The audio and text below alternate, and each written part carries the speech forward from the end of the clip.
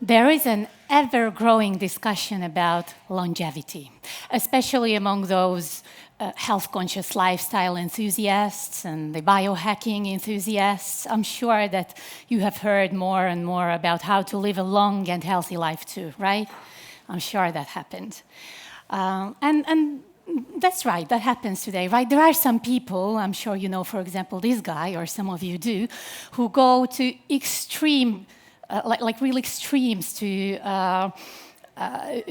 follow a very rigorous lifestyle that helps them and even test all kinds of biotechnological inventions in order to decrease their biological age.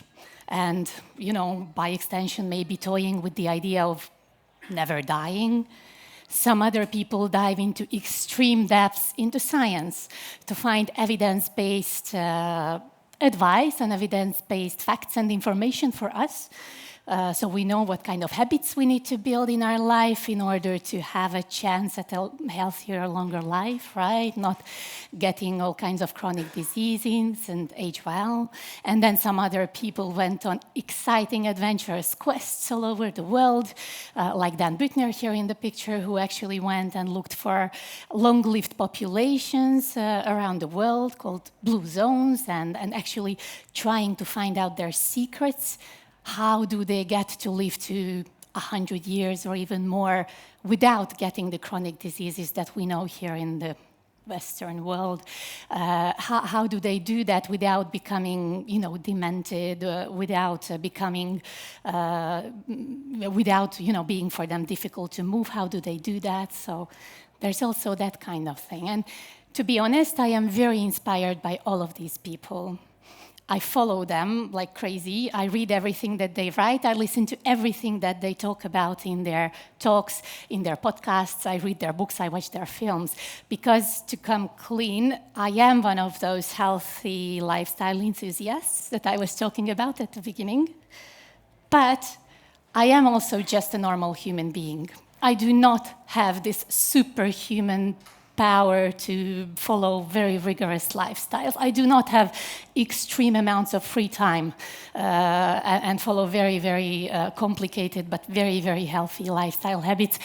I just, you know, all I really want is just to end up on the good side of life for as long as possible.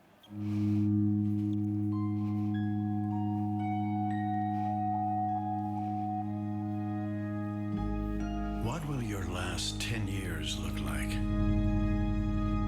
Will you be quick enough for a game of tag with your grandchild? Strong enough to embrace every moment?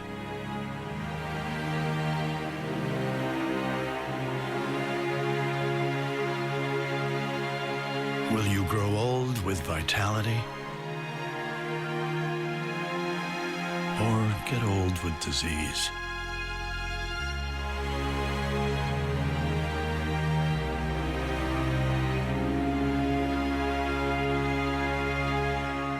It's time to decide.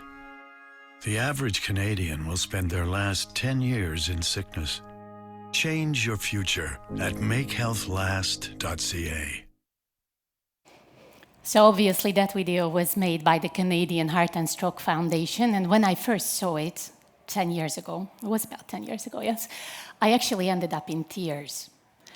I was there with two very young daughters at the time, and well, I had slightly significant amount of overweight.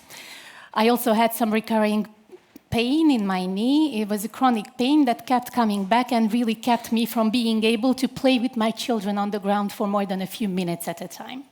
And, you know, then I realized something has to be done. I do need to take some action if I actually want to be quick enough to play tag with my grandchildren in, you know, decades later. So since then, it's been my mission first to find a way to improve my life and to make sure I find my strongest, best version, but then also through my company, we started to spread this kind of information, knowledge, and ideally motivation and inspiration to employees around the country of Hungary, of all kinds of companies, to help them also find their ways of improving their lifestyle step by step, and to have a chance at, you know, some sort of longevity, whatever that may mean to them.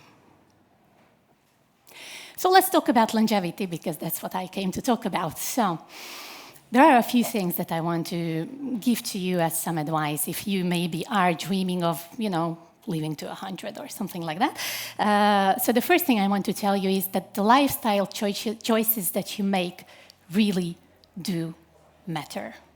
Okay, it's not just buzz. It really does matter. Every time you choose what you eat for breakfast, every time you eat a salad for lunch or dinner, you're making a choice for a healthier lifestyle, and that will matter in the long term significantly, maybe more significantly than you may think.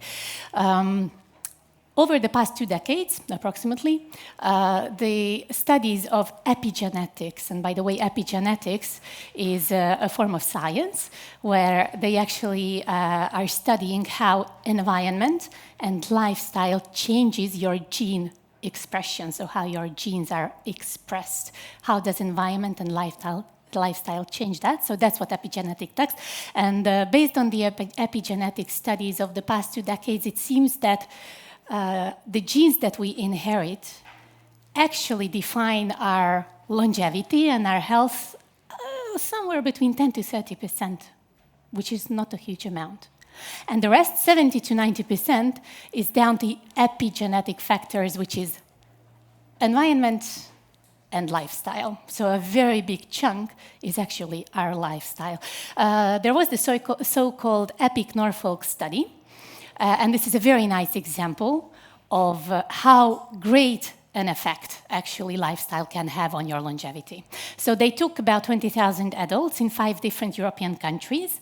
It was actually, it came out in 2008. And so they were following these people for 11 years, and they were looking for connections between their lifestyle habits and then their lifespan, how long they actually lived. The lifestyle habits that they were checking were super simple. So did they smoke? Did they drink excessive amounts of alcohol?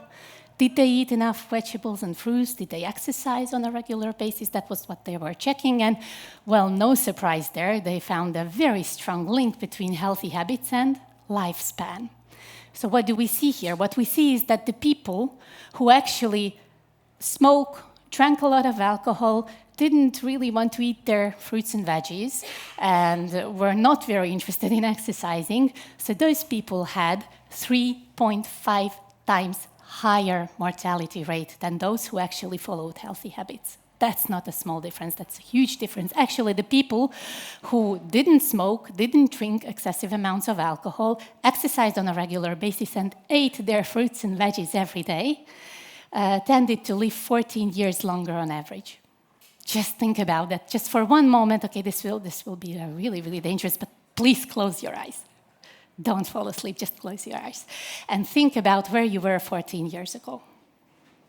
Can you remember what happened with you in 14 years? How many things happened to you? How many things you've achieved? Okay, you can open your eyes. I'm afraid you will fall asleep. Okay, so if you can just think about that, it helps you to imagine what additional 14 years of healthy life can mean for you in the future. Okay, what can it mean? It can mean so many things. You may be able to see your grandkids grow up. You could have 14 more Christmases with your loved ones. You could have 14 amazing summers to go to festivals or, to travel. It may mean 14 more years to achieve something exciting, to create something of importance that you want to leave behind. 14 years is a huge difference. It's really worth working for these 14 years. So then the second thing I want to tell you about longevity and healthy lifestyle in general, that there is no one uniform recipe. What works for somebody may not work for you. However, there are certain principles that you still need to understand, obviously. There are some guidelines, and those guidelines are true and are very good to understand and to know. But after that, it's best that you find your own way towards your own longevity goals. And I would like to tell you that lifestyle medicine, which is a relatively new, about 20-year-old, emerging medical approach, medical area practically, evidence-based medical approach, where they implement lifestyle changes in order to prevent, stop, or even reverse chronic disease. And lifestyle medicine has done a great job of actually describing and summarizing these principles that you need to understand about a healthy lifestyle. And all of these areas that they have listed, the 6 pillars of a healthy lifestyle, have been scientifically proven to improve your longevity, to improve your chances for a long and healthy life. And these pillars are very simple. Obviously, it's about nutrition, it's about exercising, it's about stress management, it's about sleep, it's about positive social connections, and then it's about some of our addictions that we may be battling, okay? And after that, if you understand what a healthy lifestyle is, you can really choose your own battles. It's best that you choose one area that you would like to improve and start there. It can be anything. Maybe one of these areas is actually very easy for you to change because, I don't know, maybe you love cooking. And if you love cooking, then maybe it's even exciting and fun for you to start and implement more whole plant foods into your weekly diet. And so it's going to be an easy thing. That's going to be the low-hanging fruit, so harvest that quick win and start there. Or maybe there is another area that is causing you a lot of trouble, like you're really fed up with having sleeping problems. Well, then start there. Learn about sleep hygiene and start to implement some changes in your life, specifically with the goal of improving the length or the quality of your sleep. If you start changing in one area and you start to feel the benefits of your lifestyle change steps, you will be quite motivated to move on to the next steps and the next areas as well. So you see, there is really no one uniform recipe. Simply, there is no uniform definition of a healthy life, actually, because health may mean very different things to us. It really has to be a definition that you come up for yourself with, okay? So what does health mean to you now? What does health mean to you, or what will it mean to you when you're 60, 80, 90, or, maybe 100? What is it going to mean for you?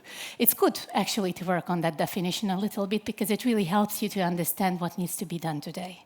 Because if health means to you that you want to be quick enough to play tag with your grandchild, right?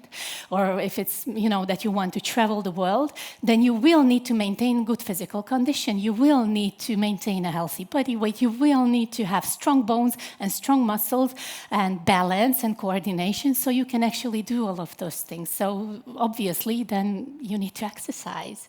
Go outside, walk, or find some form of movement, anything that you actually like, because then you will find the time to put it into your everyday life, okay? Or maybe the definition of health for you is that you don't want to get the heart attack that your father and your grandfather had.